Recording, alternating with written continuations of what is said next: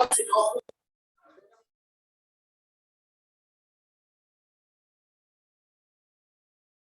can start.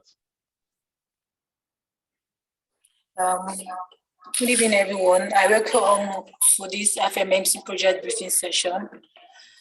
This session is basically going to give you details about the FMMC project, things you need to put into consideration, how to carry out this project in ensuring that you submit an outstanding report at the end of the day.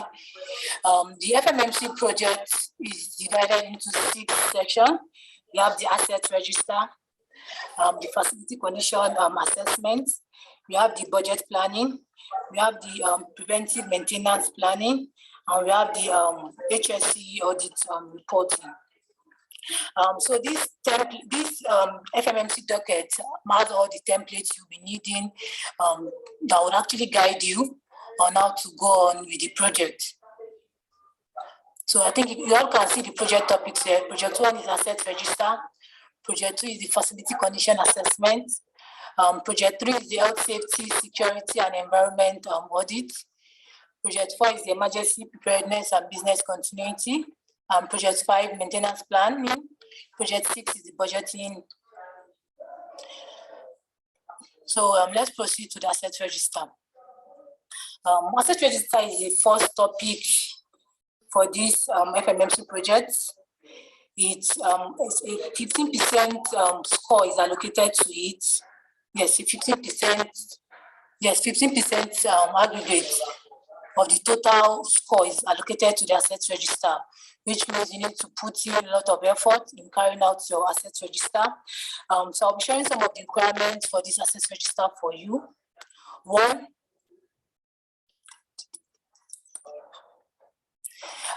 Yes, I'll share some requirements that will help you develop your comprehensive asset register. And in this project docket, we have a detailed asset register template that would actually guide you on how to populate your data in this Excel sheet. For example, the asset register of any organization is an important asset. Let me say an important documentation which any organization or any facility manager must have. Asset register would actually guide a facility manager on the assets, each our own organization own. So, for example, these are the templates, right? We have the building name.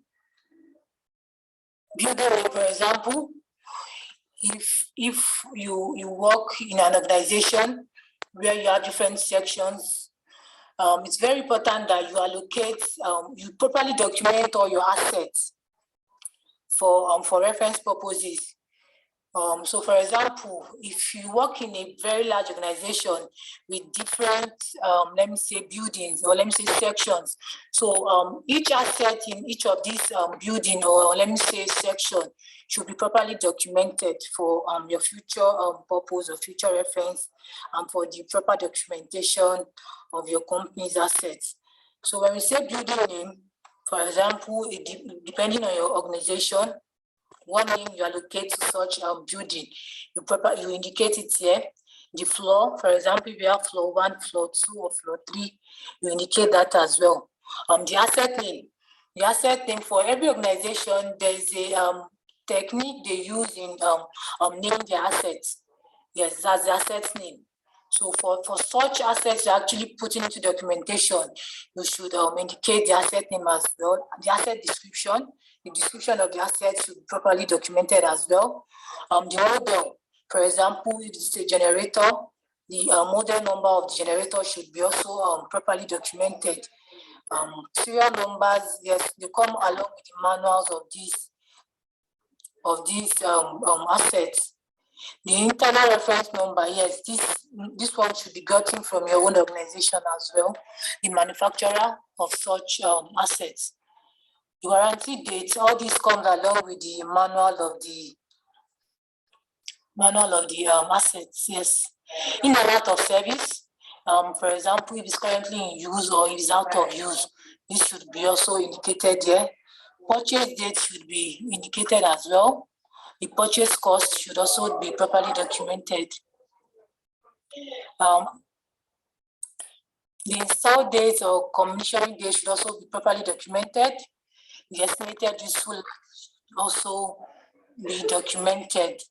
The replacement due date should be documented, and the replacement cost as well should be documented, and the maintenance strategy that is actually put in place to maintain all of these assets should also be indicated in this template. For example, I'm sure we all know our the different maintenance strategies we all have: the preventive, the predictive, and yes, the run to failure strategies. All this is properly documented. I don't know, is there any question on this part?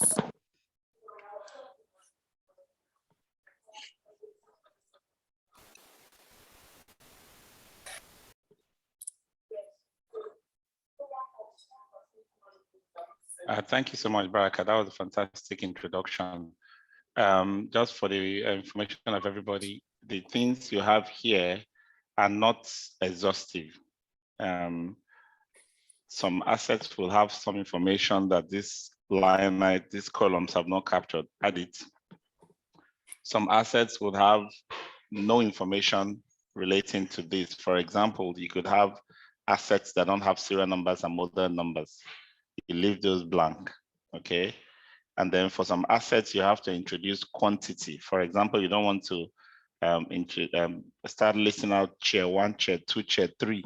When the chairs are the same types of chairs in a conference room, you can now introduce another column for quantity, where you can identify the number, okay? There's a hand up, Celestine, go ahead.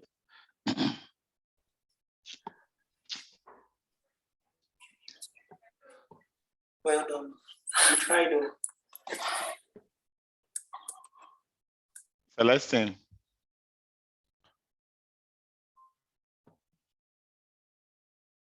You want to ask a question, go ahead.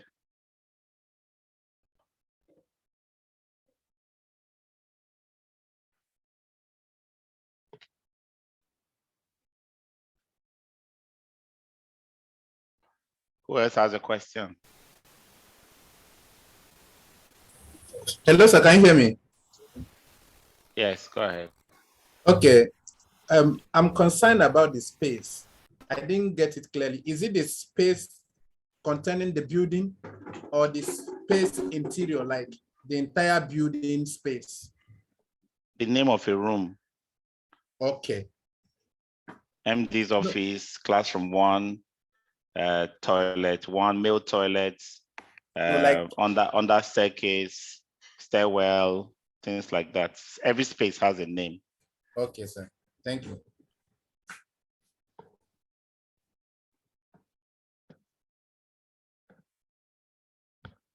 Any more questions? So you can put this on a spreadsheet so that you are not constrained by what the Excel spreadsheet, Word document would do. It's also acceptable in any Word document. Just don't save your work as PDF when you're sending it back. Leave it in the original format you created it in.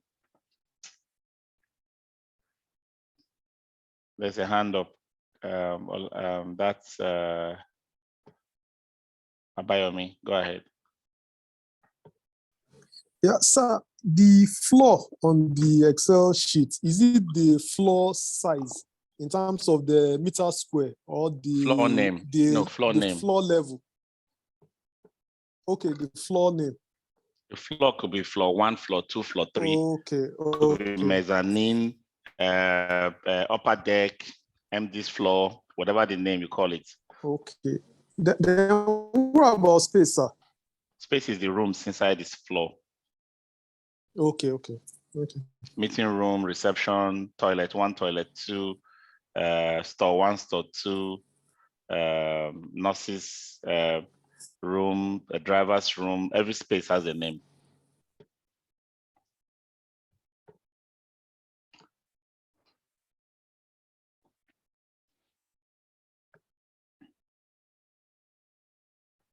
Barakat, please continue.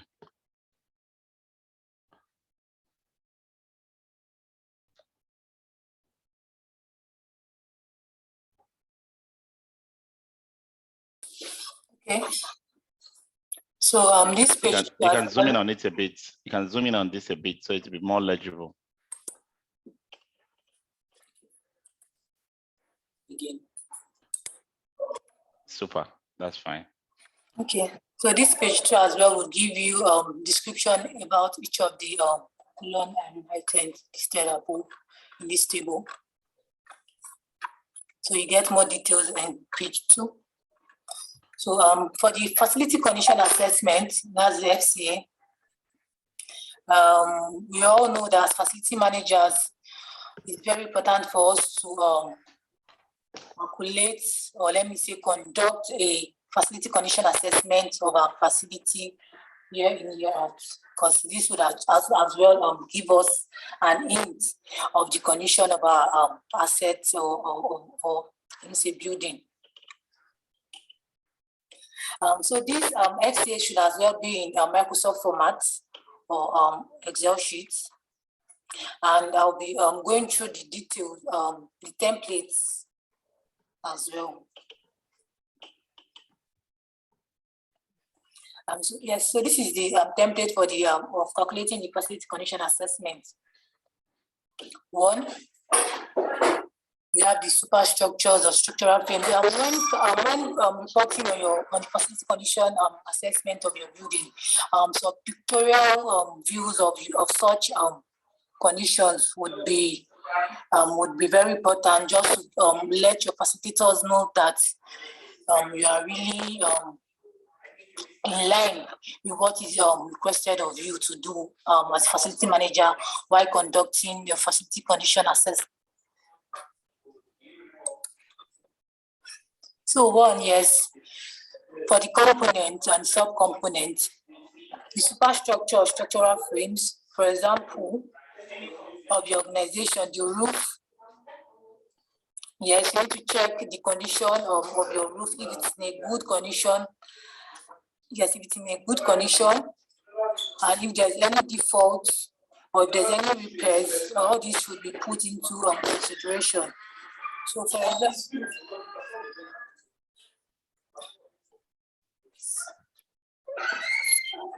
okay, so for the condition rating, yes, each of these, how do I say it? Each of these components should be properly rated and as well the FCI calculated. I'm sure we all know how to calculate the facility condition index of any given assets. I'm sure we all know that, right? That's the cost, the estimated cost over cost replacement value times 100. I'm sure you calculate that and know how to indicate if it is in a good or poor condition.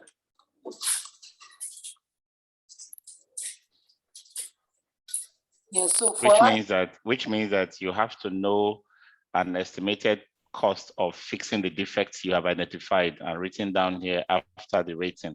So you do the rating, and then you scope the repair work that needs to be done to bring it back to optimal, and then you now use that cost of repair and cost of replacement. So if an item is 1 million and to repair it is 500,000, your FCI is 500,000 divided by 1 million, which is 0.5. So basically that's your FCI. It's a ratio, an index. Sorry, continue.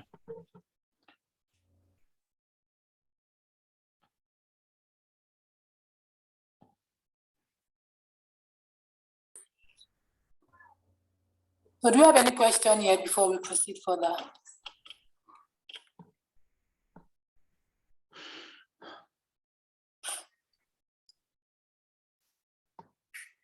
For the FCA, you will need to complete this spreadsheet and also write a detailed report. So read the instructions, scroll to the instructions above this so that they can see the instructions.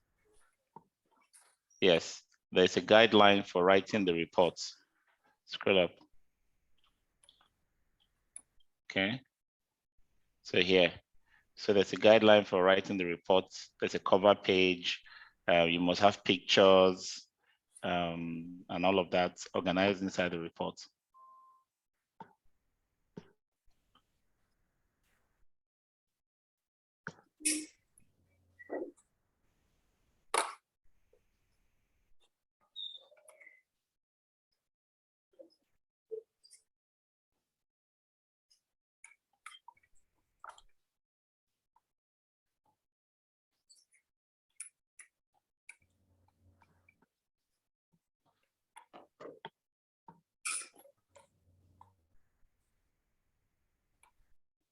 Okay, is there any other question before we proceed further to the topic 3?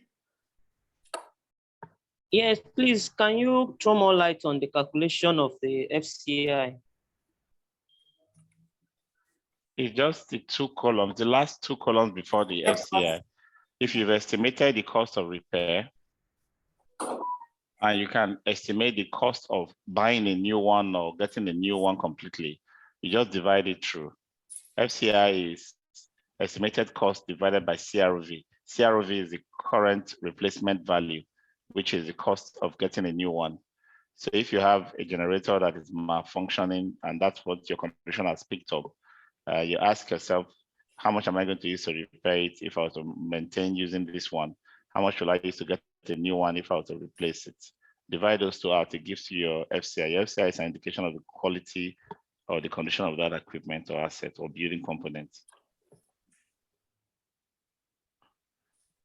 Thank you. All right. Hello, good evening. Good evening.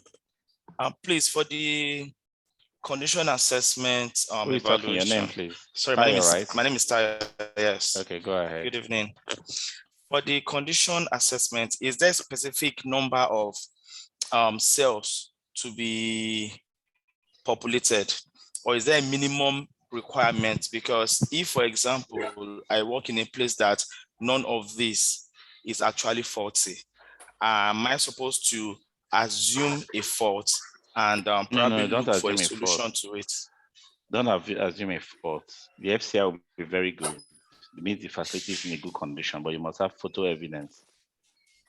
Okay, but so is there a certain number of cells to be populated, or do we have to pick each one and do Everything in something the on building, them? everything in the building must be checked. If the building does not have a roof, what does it have in place of a roof? If the building does not have stairs, maybe it's a bungalow building, then you can ignore that completely. You can leave the stairs blank, right? Or delete those rows. In essence, you are looking at the component in the building you are actually working on. It's not supposed to be hypothetical or case study. It's a real scenario of a real building that has a real address, that if any auditor of the training program decides to go check out the building, they will see that the building actually exists. Thank you.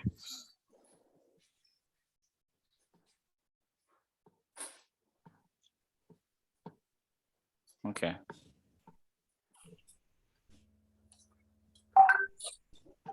Can go on. Okay. Oh, there's another hand. I think Bomi's hand was up.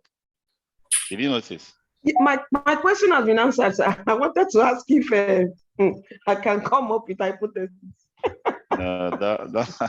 So the place where you can be a little bit creative, I can tell you now, is when you cannot find the prices of things in the markets, right? Let's assume you are looking at a particular executive chair, and the chair is a very expensive one. You cannot get the price of the chair in the markets. You can use an estimate for that.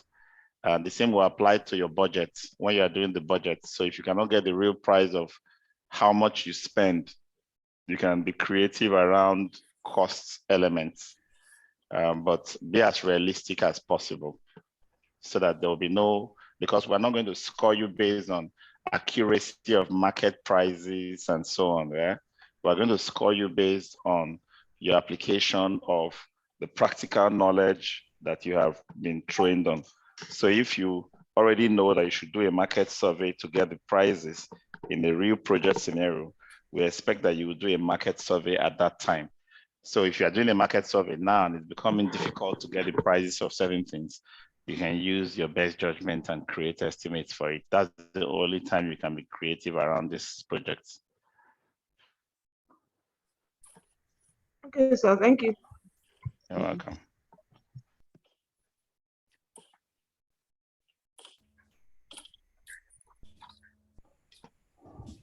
Okay. So for the project 3, which is the health, safety, security, and environment, as facility managers, the health, safety, security, and environment audit is one of the critical parts of let me say, of assignments facility managers are supposed to carry out on a daily basis.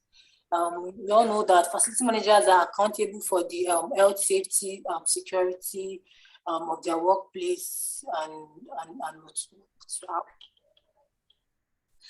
so for the audits, for the HSC audit, there's a template here as well for you to, yes, okay. So yes, this is it. So this is typically what your HSC audit should look like, or what you're supposed to actually inspect in your facility. For example, does the organization have, these are questions you should go on, but you should check by yourself and get responses as it applies to your own organization.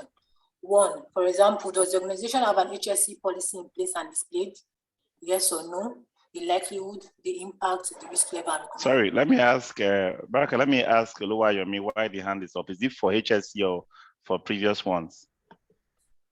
Okay. Oluwayomi, your hand is up. Is it for HSC or for previous one? No, good evening, sir. Good evening. My question is not on HSC, it's from the beginning, which we have. The very first thing we have is the asset register. Yeah. Yeah, from asset register, then we move to the FCA. Yeah. I said on this project, we have it in 6 different phases, 6 different phases. Are we doing it separately that I will do the asset register submit? That is one. And now, if I have the asset register, I will use the asset register. Is that what I will use to do the FCA? Or I will use something? Yes.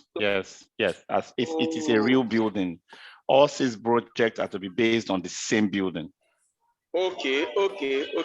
So what I use for FC, what I use for my asset register. So that's what I will use for the second one, which is the level 2, then level 3. Okay.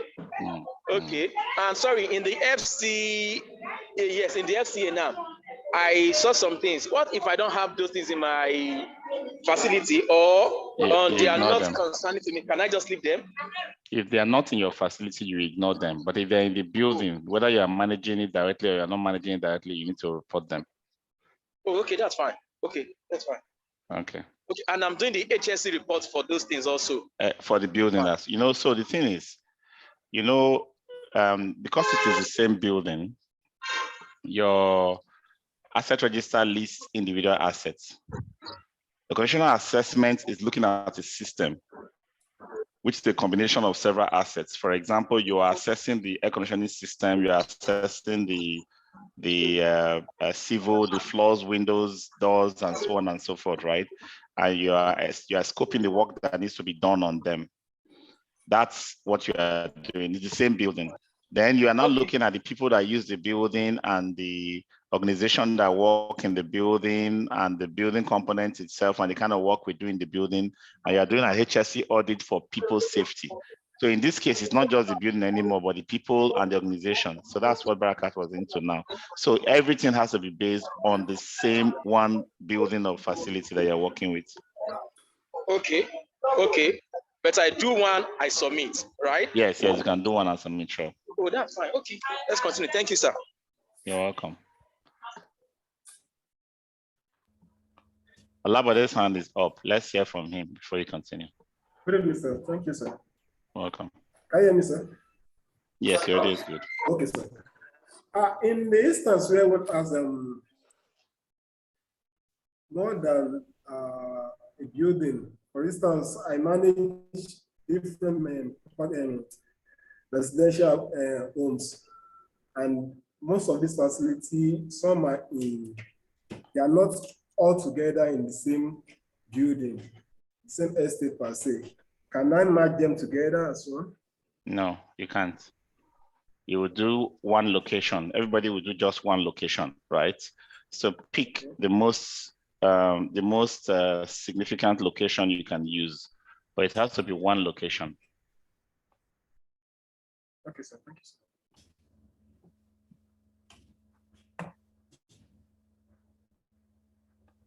Okay. Is that clear? Hello, is that clear? Labade. Yes, sir, it's clear, sir. Thank you, sir. Okay, thank you. All right, I think you can continue now, Barakat.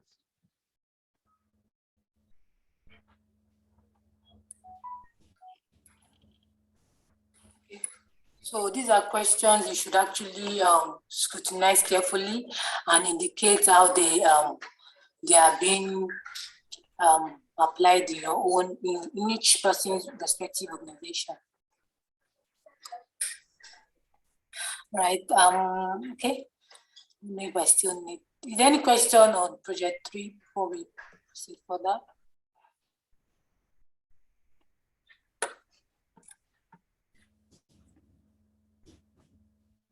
So also, yeah, these are hints on what to impute in each of these cells. For the likelihood, these are things you should put if it's unlikely, possible, or highly unlikely. So you should carefully also understand each of these responses you'll be putting in the tables. For example, when you mean very likely means it's expected to occur in most circumstances. Likely means it will probably occur in most circumstances. Like that, I think we should all carefully understand this before imputing each of these in our tables.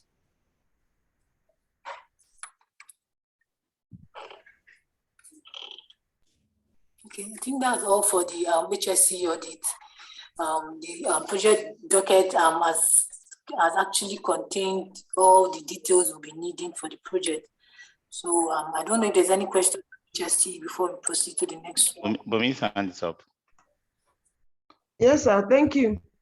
My question is still a general one. Is there any criteria of choosing which facility to use for the project?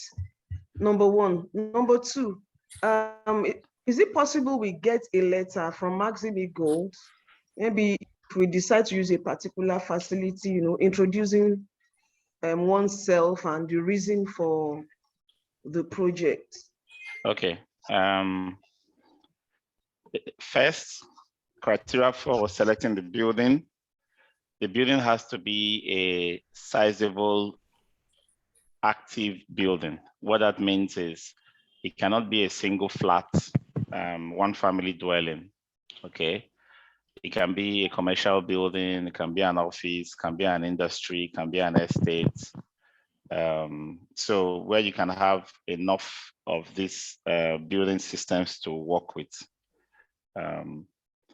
If it's a single family dwelling that is large, like a 6-7 bedroom duplex or mansion on its own, we can accept that for the project. But if it is all of those flats in a terrace or in a in a stack up of flats in a condo or block of flats, no, it won't work. But if the entire block of flats you are working with, then fine. If it's a hotel, any kind of facility you can use, right? So there's no restriction on type. Could be a school, a hospital, an industry, or whatever, but it must not be a tiny facility with very little work in terms of data gathering and processing. That's first. Secondly, it is expected that you would use the facility where you work, which means irrespective of the role you have in the organization, you should be able to use the building where you sit. So you can actually do all of those audits, do all of those asset register, and produce documents that can actually be useful to the organization, right? So We're not trying to get you through a program.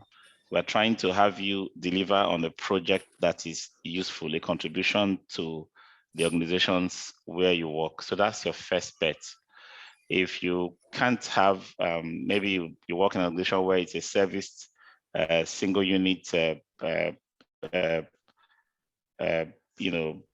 200 square meter or 100 square meter in an office complex that is service, you don't have any FM responsibilities in that kind of space, then you will partner with another colleague in class, maybe somebody who has a mall, which is really big.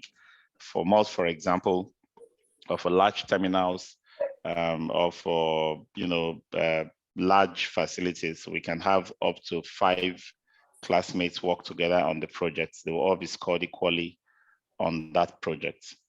Now, for those who don't have a facility where they can do it, and don't have and are not able to pair up with a classmate so you can meet and discuss how you can work on larger projects together, then it means you are not working. Because if you are not working, then you apply for the internship. What the internship does is that we will have a letter from Max-Migold that you are going to present to several companies to employ you as an intern, because you want to complete your training and deliver on certain projects that will be useful to them.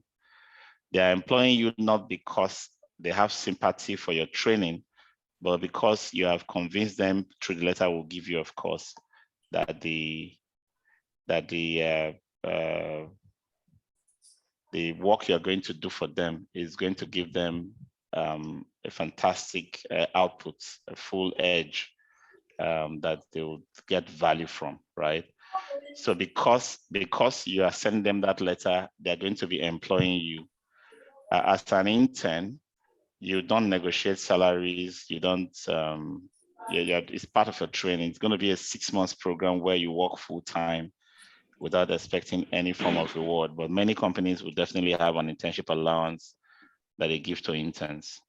So that internship is a foot in the door, gives you experience, because you can now say, I work for that company, even if it's to say I worked as a volunteer or as a trainee or as an intern to deliver A, B, C. I mean, just think about it, having those 6 projects in your CV that you did it for so-and-so company at so-and-so time. That stands you out as an FM. Many FMs with 10, 15 years experience don't have this experience to actually do live projects like this that can be verifiable, okay? So if you don't want to leave the job you are doing and not earn money in your process of becoming an intern, then you have to have the previous 2 options. Take it where you work, talk to your HR, talk to your facilities team, whoever is in charge or director, to say, I want to contribute to this organization. I have this project I need to complete from the training I have gone through. And they will usually give you a chance to do that. They will even give you some days in the week where you can have less of your normal work. I know somebody who was a security supervisor who had to, went through this process, and they started giving him half a day every week to work on the project, and he successfully completed this project, even though he was supervisor of security, and eventually increased or raised to become manager of security in the organization. But he was allowed to do his project there, and it was helpful for the company because it guided the other officers who were working in facilities when he was done, and it took them along. He even worked directly with them in delivering the project. So I've painted 3 scenarios. 1, the company where you work. 2, pairing up with our colleagues who are working in places where they will need this consultancy done. And 3, going for an internship position, which will give you an opportunity to do a full-time job and deliver all of this output to add experience to your CV. Is that helpful? Very helpful, sir. Thank you. All right, thank you. Is there another hand up? No, Maraka can continue.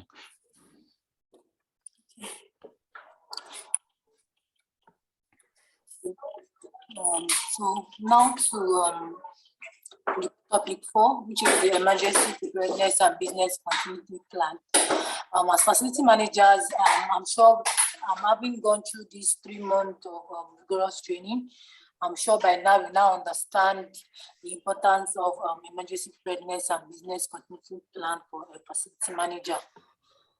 So in the course of this FMMC project as well, we also carry out, or let me say, give a summary of the emergency preparedness and business continuity plan for your organization.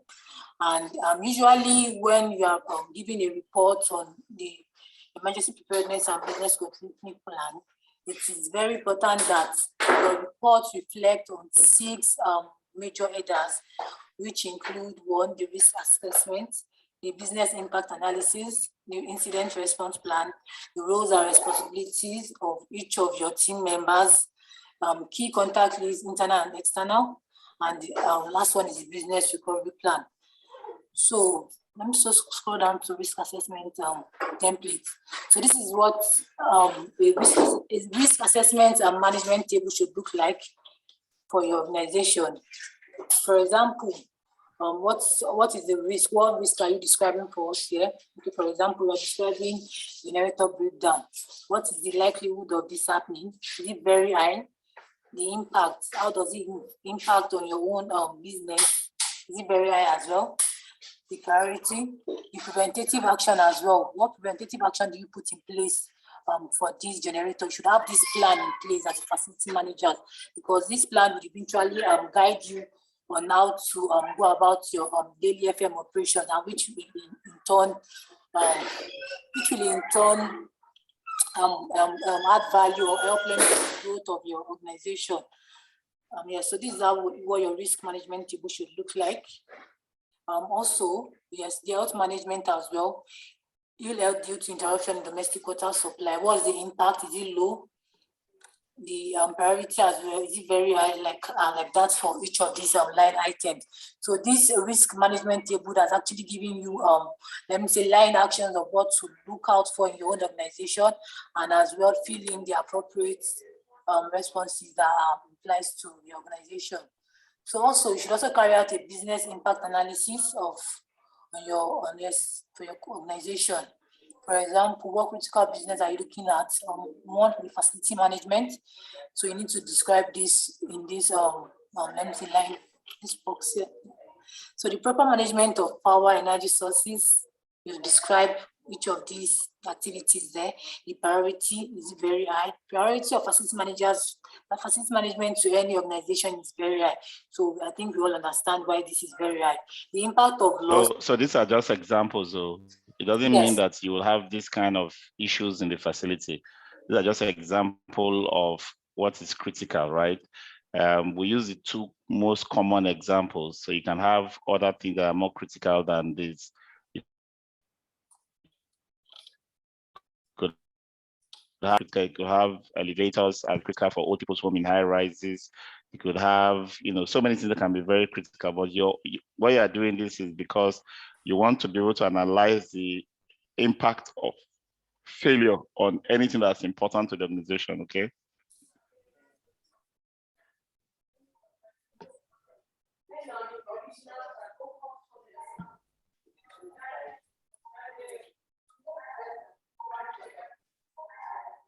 Okay.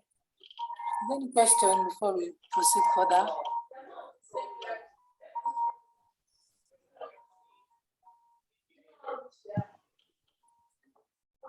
Okay, so let's continue.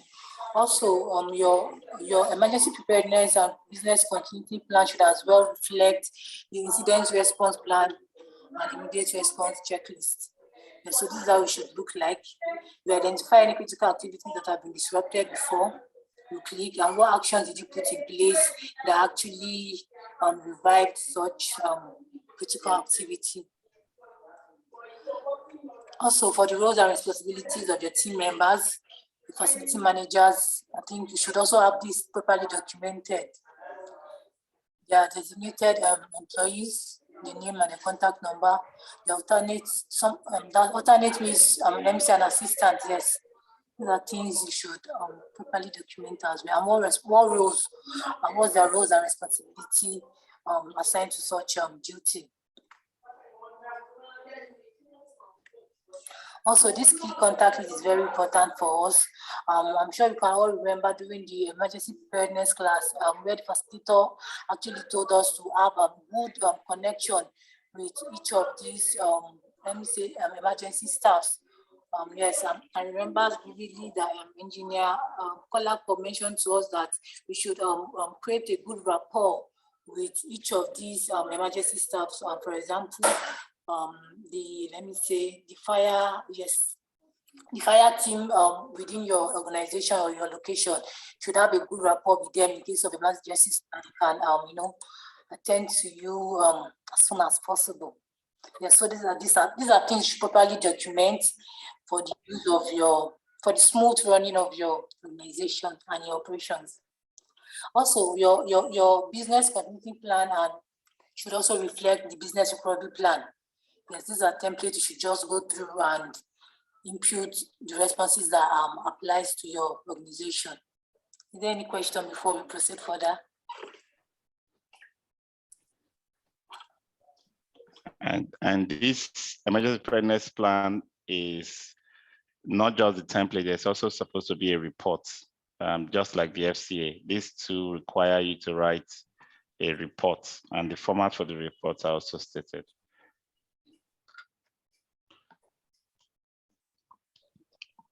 Okay, good evening. Just to add, some of these subjects does not apply to some of where we work. So it doesn't matter that we don't use all the aforementioned or highlighted templates in each column. We could just use what is practicable at our organization.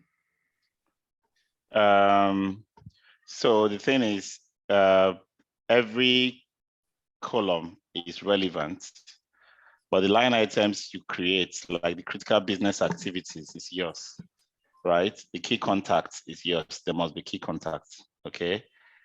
So everything must be used, but how many of it, they have to be specific to your facility.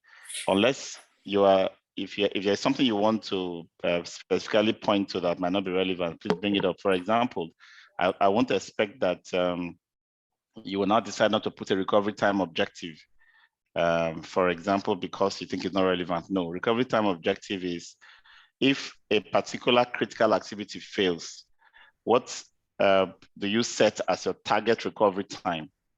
Okay, so if this, let's assume air conditioning fails in a central air conditioning environment, which means people cannot work because the central AC has failed. What will be my recovery time objective? Will be maximum 24 hours for a massive failure, because what it means is that we're going to have a lot of loss of value, but within 24 hours, we should be able to restore back cooling in this enclosed environment. So I'll set 24 hours here as my recovery time objective.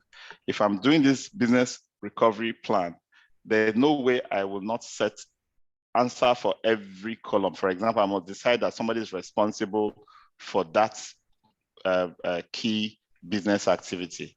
I must also decide by what date it should be completed. So, well, for the commission date, I can leave that blank because that's for a live event. I can leave that blank. The commission date and status can be left blank because that's for live events. So when you are doing a business recovery plan, you create the plans as plans you are putting in place. When something happens tomorrow and you now need to activate this plan, you now fill in those relevant current items, yeah? But every column, as much as possible, should be used. The rows, you decide those. Oh, thank you. Okay.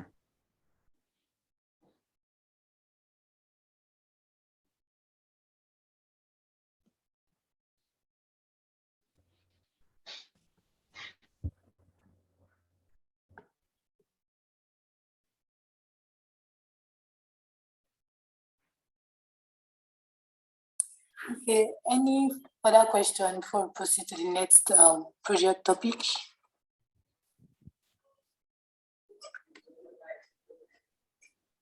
Okay, So the fifth project topic is the maintenance plan.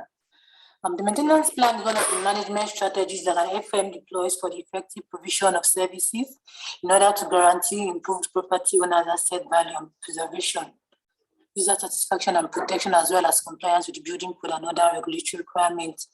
So for this maintenance plan, you need your asset register template as a base tool here. Plus, after you must have generated your asset register, you need to work with that to generate your maintenance plan. So there's a template here on how to go about the maintenance planning. So for example, if you look carefully at each of these column items, you see that each of these are almost the same with what we have on the asset register template. So for example, the building name, the floor, the flat number, office number or name, the space details, that the MD office, asset name is, for example, what description? Is it the split unit? Is it the windows and or VRF or whatever, or is it the HVAC unit?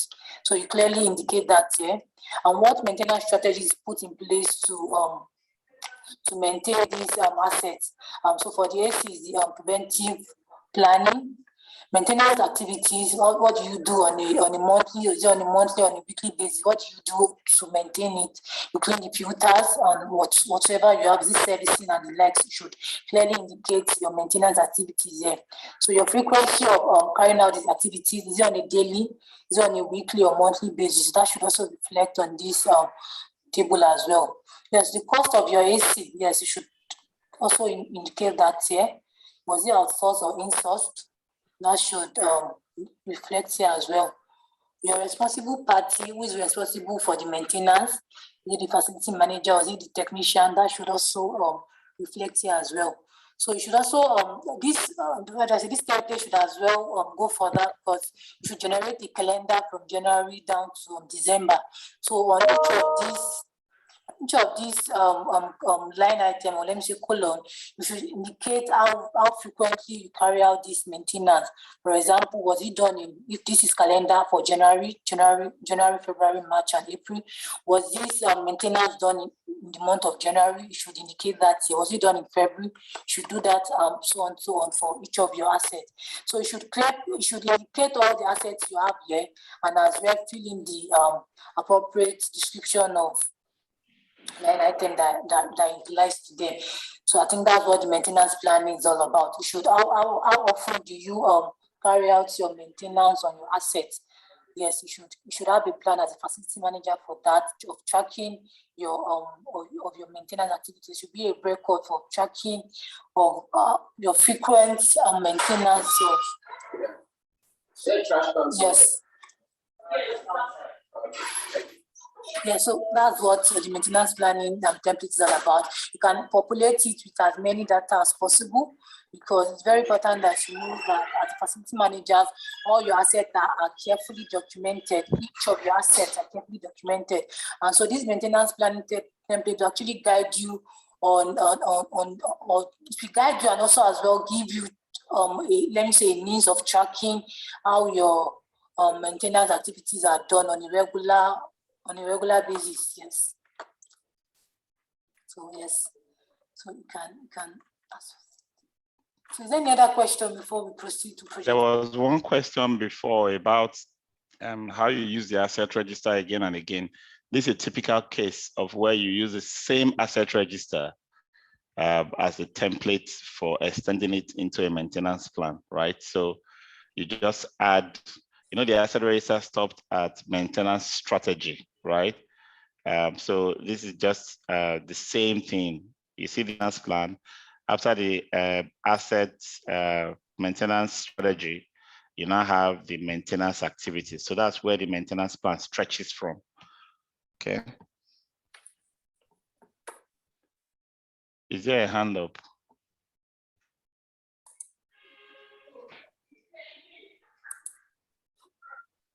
I think everybody understands this one. It's pretty much straightforward.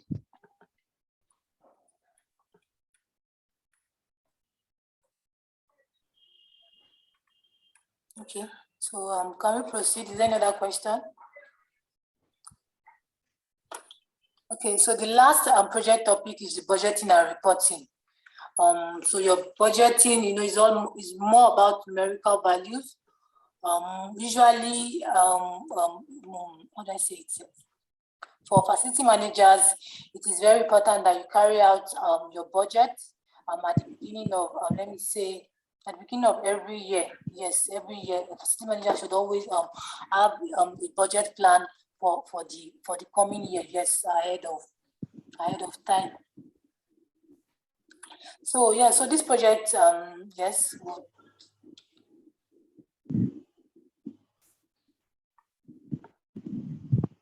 So yes, usually these are the project, let me say the budgeting and reporting reports is more of a confidential information.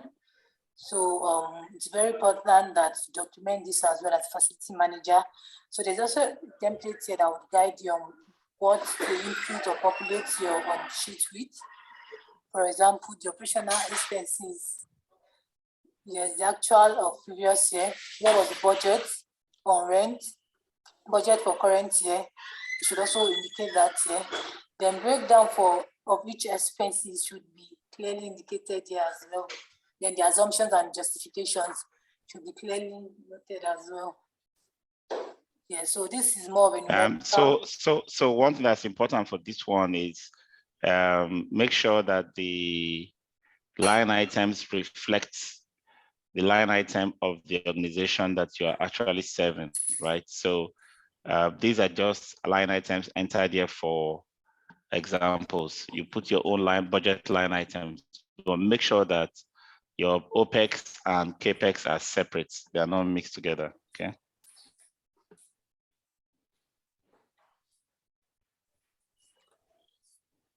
Okay. So this is basically what your FM budgeting sheet should look like.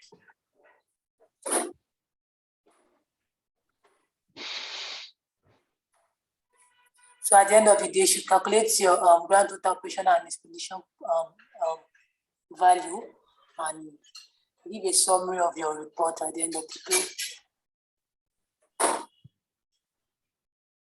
I hope this is clear.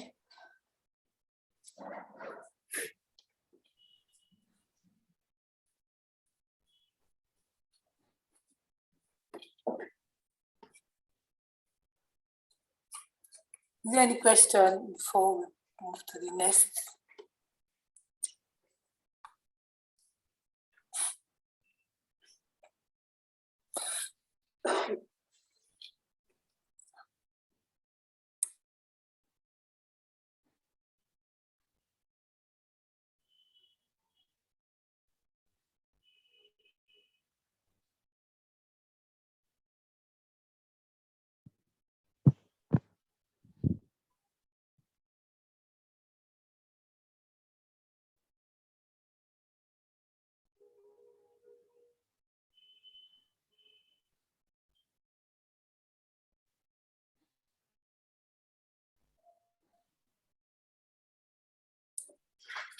So this is what your budgeting and reporting template is all about. This would actually guide you on how to go about that. And if there's any further clarification you'd like to make, please kindly signify now and let's clarify that. Yeah, so Roland Edet is asking, please can this template be forwarded to our email? Yes, it has been done already, and it was shared on the WhatsApp platform as well late last night. So please kindly confirm if you have received that. So in addition, I would like to add that for any of our students who actually earn the certificate or the diploma certificate, your project is one of the criteria you must actually you must have met with, which means you must have submitted this project which will be due for submission in 6 months' time. Yes, so now going with this date, today's date is 18th of July. So your project will be due by December, yes, 6 months. But anybody can finish it in a month or two. It's not such a job that you cannot finish quickly. So what we are announcing as 6 months is the maximum time it takes to finish the project. If you want to finish it earlier, please do. But if you cross the 6 months line, it means you have dropped out of the program.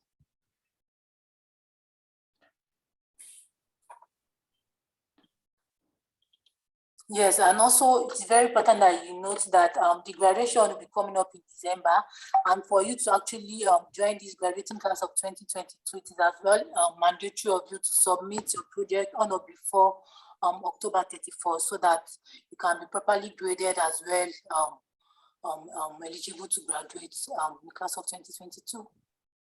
So I think we have to. Information should also be made available to those in the main group, the main alumni group, for anybody who's interested in graduation. There are quite a few people working on their projects there, right? They should know that October 31st is the deadline, yeah? Yes, sir.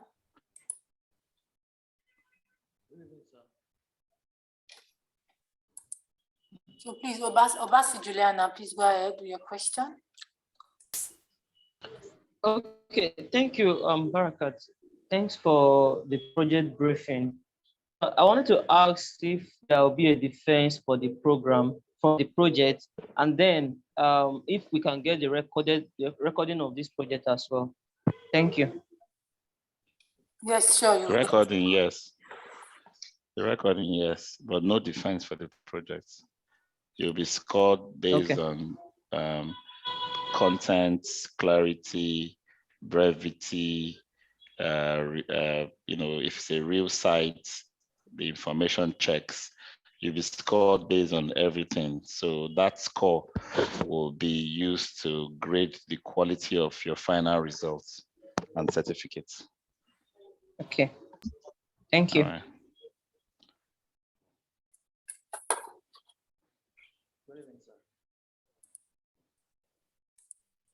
All right. Afis Faji, please go ahead. Am I audible? Yes. Okay. Good evening, sir. Good evening, Barakat. Welcome. Good evening, class. On the submission, sir, there are 6 topics to be done for this project. How do we submit? Do we submit each after we are finished? Yes, or we can submit one by one. One by one is fine. Okay, one by one, sir. Yeah, so you can be rapidly submitting, because people who don't submit one by one, they kind of bunch everything together and becomes too heavy for them to do, because they kind of delay it. But if you start working on this and within a week you are done with one, you submit, within a week you're done with another, you submit, in 2 months you'll be done. All right, sir. Thank you, sir. And secondly, sir, my internet has been unstable, so I missed some part. But when I got a stable internet, I heard you mentioning peering. I don't know. Mentioning what? Peering with the platform. Okay. Yes. Yeah, I said you can pair with your colleagues in class. Okay. So if you have a big property, you write to us to say you have a big property and you will need approval to get more classmates to work with you on the project. Once we approve it for you, you contact your colleagues, or colleagues will contact you. If you tell them you have a project and you need more hands, you guys will meet and then send your names to us. Before you start the project, you let us know that this is the location and this is the number of people working on it, so that we'll log that in for you. When your project comes in, as we start receiving them, we'll be scoring each person on that group that have been paired to that project. Okay, sir. Well, I want to put myself up for peering. I actually do standard place I can use for my projects. Although I live in an estate, but most of what has been discussed here, I've said most of what has been discussed is not present on that estate. So I'm putting up myself for peering. Anybody that is available that can accept me to pair with, I will appreciate that. Okay, that's fine. It's part of the reason why you all need to socialize more. Don't let your class be the class that carry last in socializing and knowing yourself, so that you can get to know where each person works and who has a project hook up with, okay? Because it's a win-win. If I have a big project, I can't do it alone, I need help. If someone else doesn't have and he can work with you, then it's a win-win, right? So it's only last 2 years we started allowing students to work together. It used to be everybody do your own project, and it can be very, very burdensome. In fact, it was when we're doing the Oshodi bus terminal that has 3 terminals. That was the one that really opened our eyes to the reality that it's not, in the past, we'll simply say, you that is from that site, you can just take only one of the terminal or do one part of it, but it wasn't making sense because it wasn't producing a full product that the organization can use. So instead of that, let 3-5 people work together and produce the work for the entire 3 terminals. And that's beautiful because that helped them to have all the documentation for that terminal, and they're still using it as an FM company today. Then lastly, sir, in the event that I don't get somebody to pay with, I've been talking to few people. Is it allowed to use two or more facilities to do this project? As in, if they are together, yes. If they're in one location, yes. Okay. Each project has to be a single address. Okay. Okay. All right, it's clear. Thank you so much.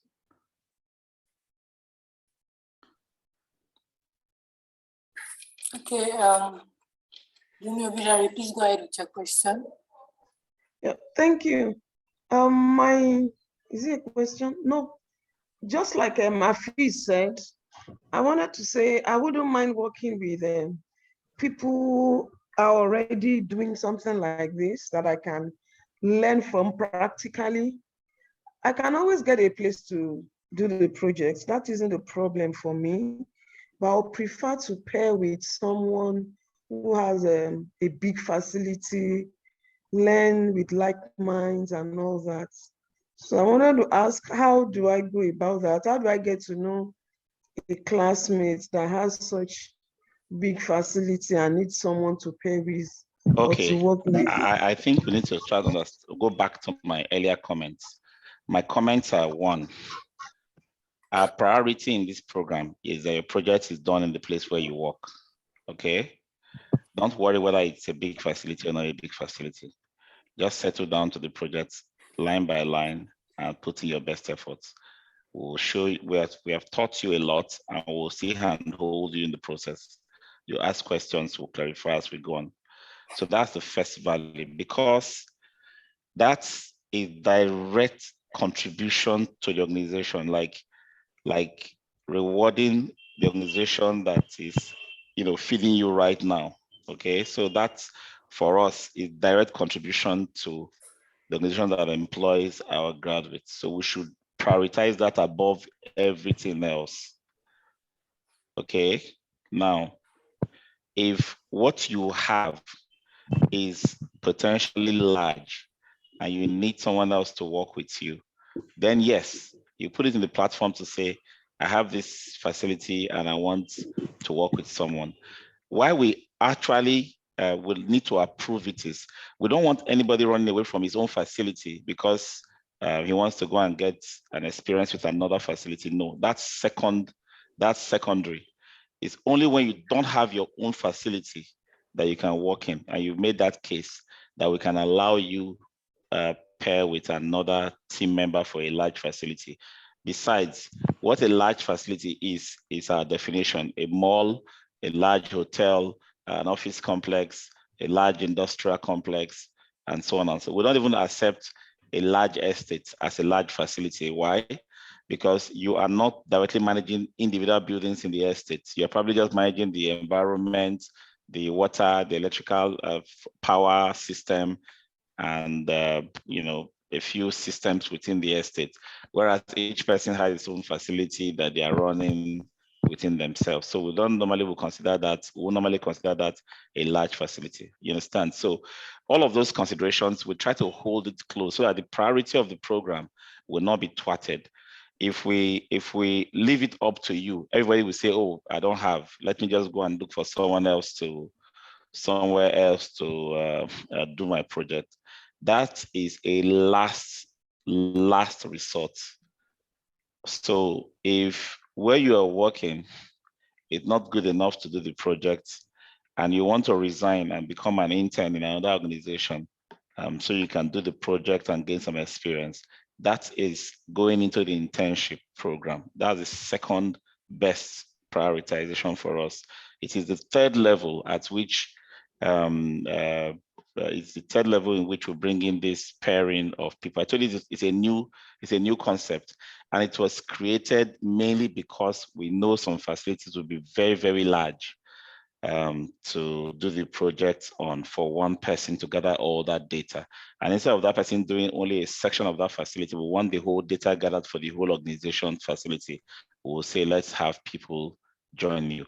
So it is not a first recourse, it's a last recourse for everybody. And we don't approve it for everybody, not in every instance we approve it.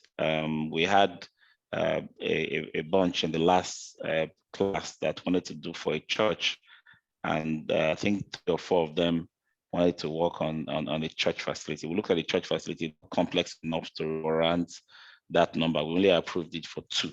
You understand? So that's something that we cannot just leave open to the whole class wishing to go and do it in one more, for example. Okay. Okay, so thank you. All right. Okay, sorry, sir. So now, like my own office, like it's a block of 3 flats.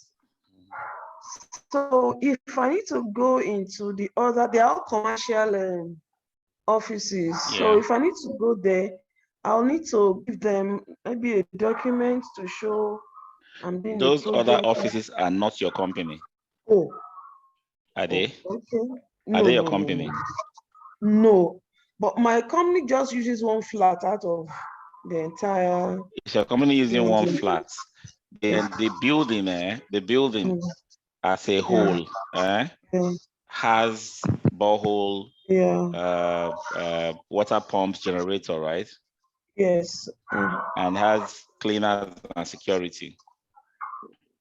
We have each flat, each company has their own cleaner, but we have a common Fantastic. security. So what you do then is you will do your work, your internal space in your own company, your own flat, right? Plus all the common services, as if you are taking over the management of common services yourself on behalf of the others. So you won't go into a flat. Okay. Okay, sir. Okay. Thank you, sir. Welcome.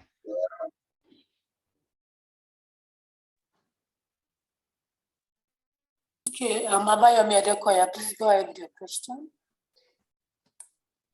Okay, my question is that I have a colleague based in the northern part of the country, and I have a colleague in the previous set. He's also doing a project, and he's using the same facility that I want to use, and I want to join in so that we do the project together. Is it possible? Just send an email with the details of the facility that they are using, so we know whether it meets the requirements for joint projects. If it does, then fine, no problem. Okay, sir. Thank you, sir. You're welcome. Hello, good evening, Mr. Paul. Good evening. Please, are we going to send the facility we are using before we start? If you are doing it in your own facility, you don't need to. Oh, okay. If you are going to pair with people, you need to, so that we will see whether it qualifies for that pairing. Okay. No problem. All right.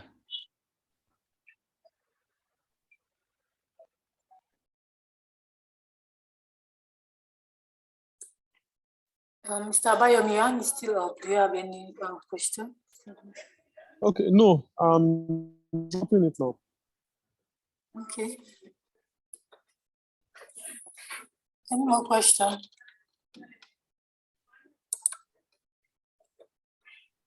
Yes, also let me add to this. when you completed a section of the project, for example, if you are done with the assets register, you can submit to training@maxmigold.com. Yes, in an Excel sheet format. Converted to PDF already. And sorry again, Barakat, sorry, are we not going to have revision for the exam? I think the exam is on the 30th of this month, right? Yes, revision is coming up. Yes, next week Saturday. Oh, this Saturday. Next week Saturday, Abby. Yes. No, this Saturday, 23rd. This Saturday. Is exam 23rd? The exam review session is on the 23rd, this Saturday. The exam is next week. Okay. Why Saturday now? Why Saturday again? Okay. No problem. No problem, we are fine. Hello, Ayomi, don't worry. Just one Saturday now. Make time. Back actually it's in the evening. Yes, it's in the evening, sir. What time? Okay. 5 p.m. 5 p.m. 5 p.m. 5 p.m. on Saturday. So please make the announcement to all groups, yeah? So that they know the time. So those who want to go to party in the morning can come back on time for it. Yes, sir, noted, sir. So, okay, Abiola Bolajoko has a question. She's asking, what about a company? This is not clear enough. Please, can you take the mic and make more clarification on your question? Or explain it further in your text. Good evening, sir. Good evening, everyone. Good evening. Sorry, I'm asking about if it's a company, that can you work on a company? That's like a 2-floor. 2-floor. How many square meters? For the project. How big is it? How big is 2 floors? How many square meters? Can't really say about the square meter. How but many it's workers? big enough. A lot of workers, about 40-something workers or something. Okay, if you are doing the 2 floors plus the common areas, yes. All right, okay. Okay. Thank you. You're welcome.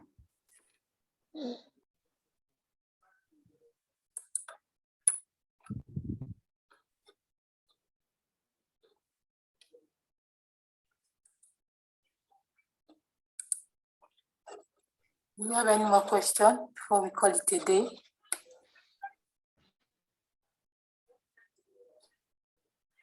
So in the absence of no question, I think we can end the class here. See you all on Saturday. And also, one more last. Thank you. For those who are here. Thank you so much. Thank you, Barakat. Sorry, please, Barakat. The Saturday, is it online or a physical class? It's online for everyone, online combined section. Okay. All right, thank you. 5 p.m. for everybody. Okay. Go on, Barakat. Yes, I wanted to say for those who are still owing outstanding assessment, please do well to start turning in your outstandings, because all this would as well accumulate for you to earn the diploma certificate. These are all criteria that we need to consider before we issue you the certificate, the diploma certificate. So please start turning there. I think we have 19 assessments in total. Yes, 19. Please cross-check. You can cross-check with me as well to know if you're up to date on that. I'll give you an update on that. Okay, we can cross-check with you if we are up to date, right? Yes, you can. Oh, that's better, because as it is now, no, allow you. Hello, please, Barakat. The last class we didn't get the assessment, which is based on CV review or something. So you said we are going to send it for us, but we have not gotten it. Okay, the job description. Not really. I thought there is something on CV. Resume. Yeah. So I think you're supposed you need to just Barakat.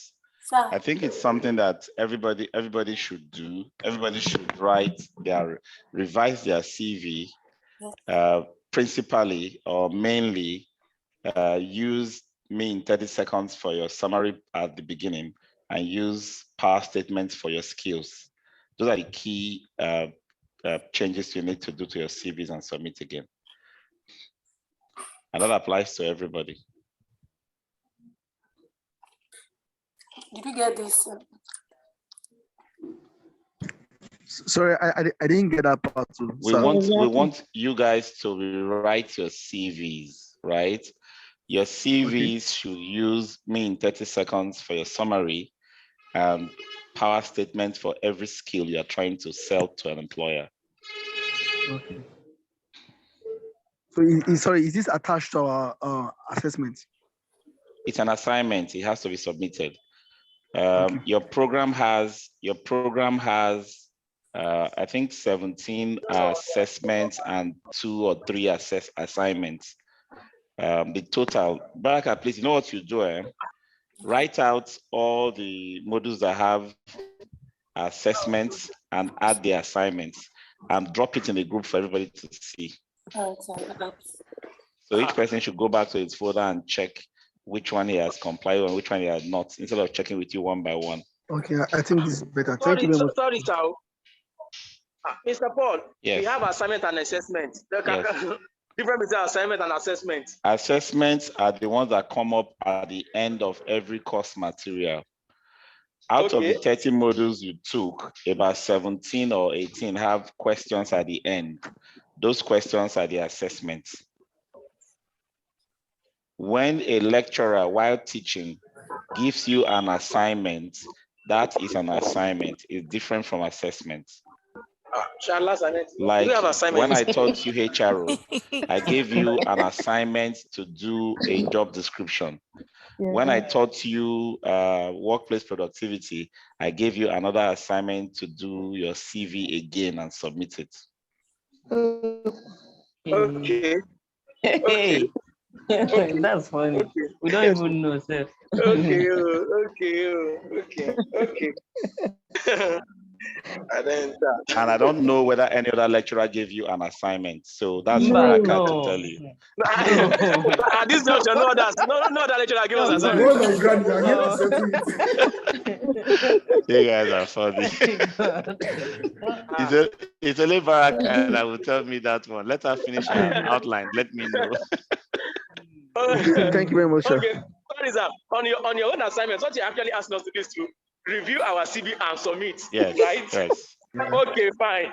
That's one of them. That's one of them. One of the assignments is to review your CV and submit.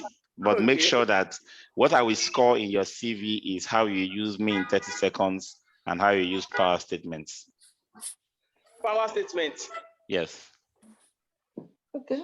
Power statements. Go to workplace productivity class. Go and read your workplace productivity class now. Workplace productivity. And then go to your HRO class to learn about how to write job description, okay? Hello, sir. Yes.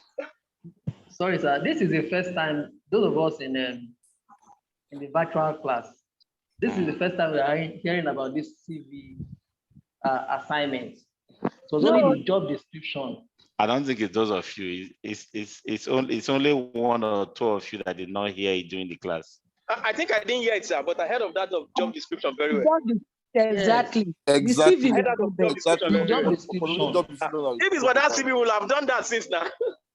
The CV one was that it's part of the documents were to submit initially. When you register. Because I remember that when I read the document that was sent to me, I was not part of the induction class, but I read all those coming on board documents, and I saw a submission of CV in it. So immediately, I think I skipped it, but I had to ask Barakat. That I saw something and she confirmed it. So immediately I forwarded my CV to the email. The email. But now I'm hearing that we need to use. Yes. What we want to have is to make sure that we have your CV the way you were before you came, your CV the way you are now, ready to hit the market. Oh, okay. So there will be comparison. All right. Thank you, sir. And then Barakat, what you can do, create the assignment and assessment document separately and add it to the onboarding documentation for the next batch. Okay, sir. That way, there'll be no stories.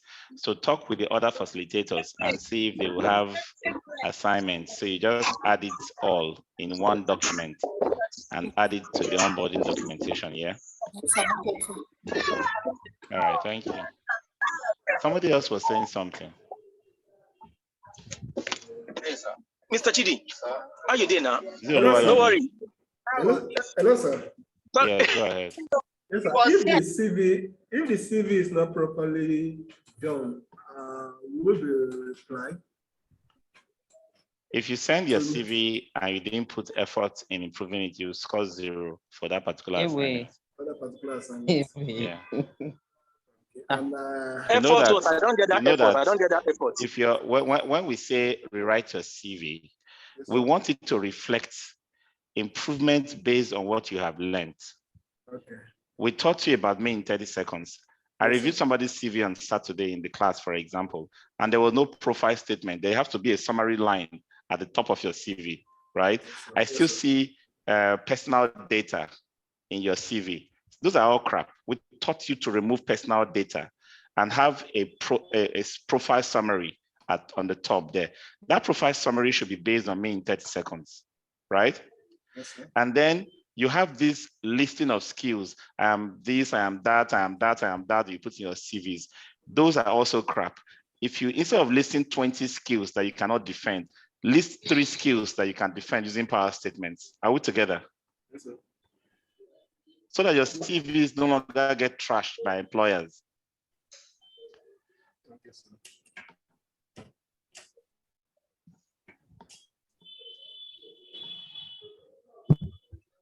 Thank you, sir. Hello, sir. Yes, Bumi, go ahead. Yeah, what if you have skills that are quite, I don't know, a number and you can defend them? Put power statements for every CV. I know what the power statement includes. Are we going to read? The skill itself, how you have used it, quantifiable results you got from it, so on and so forth. The outline is there. If you can couch each skill as a power statement, then good enough. Okay. Yeah. Thank you, sir. You're welcome. Excuse me, sir. Yes. Yeah, I just wanted to ask if it's possible to have a sample of a CV that carries all these attributes you're talking about, just like a template. The last time I did that, everybody copied my CV, and I was seeing my CV in everybody's CV, so I'm not sharing my CV again. Do your own, and I will score it. I gave my CV out to a class, and everybody's CV just became a replica of my CV. It was a mess. But sir, if it's been scored, how are we going to know how to adjust or how to do the right thing? So what we are trying to do this time is to have feedback for all your assessments and projects. The training department will compile a feedback document for each person.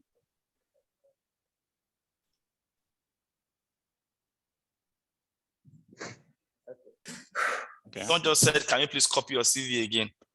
No, it's not going to be that. It's going to be saying this power statement is not used or not effectively applied, or me in 30 seconds not well used. Go and revise.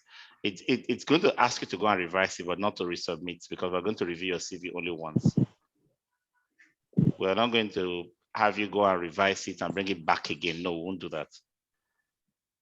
Okay, so let me just, I want to request, because the essence of this program also help us get better, and the CV is a very important aspect of any. So for the CV, once we send and we get the feedback, if it's possible, if it's either one-on-one, so that we can make it better, so that when it goes out there, it sells us better.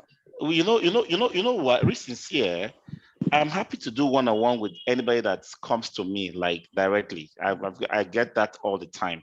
But the moment I throw that as an open book, everybody dump their junk on me.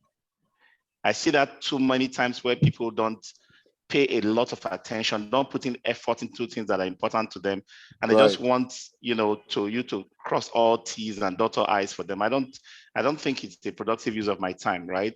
If you have put in your best efforts and you've submitted and you've gotten a feedback and you say, you know what, I've understood this feedback and I've done it again and I need another eye on it, just send to me by WhatsApp. You all have my numbers. Every night I look through WhatsApp, I'll go through it and then I'll say yes, this, that. I'll give my comments. I like to do that because I do that all the time. But I'm not adding it as an additional process in the training department's action items, because what that does is a lot of people just dump everything back and then wait for you to start the process again with them. No, we're all responsible adults. We should put in effort using the guidelines that have been provided. Okay. I know if people will come back to me and say, this half fine, I've done it. And usually I'll just give you a thumbs up because when you even want to do that, it means you are really concerned about your own development. All right. Thank you so much. All right. Hello, sir. Yes.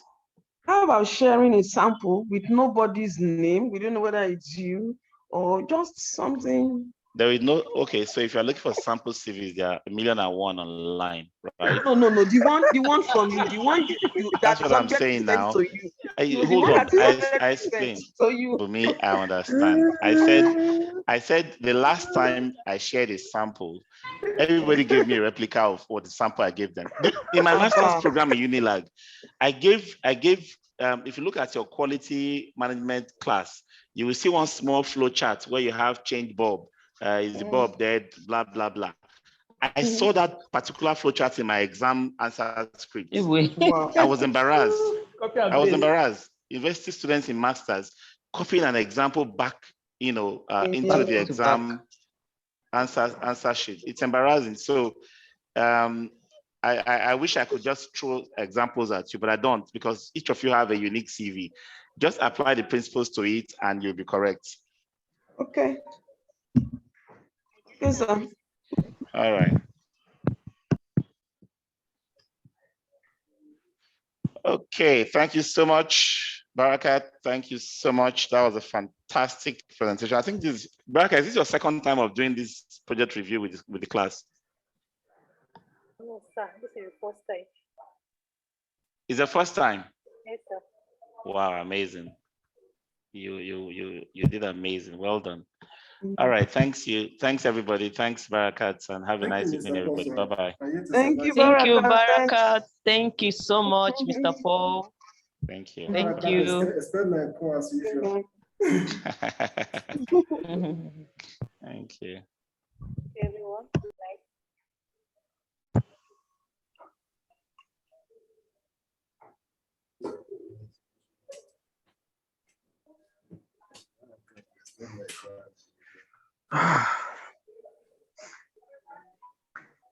What is this?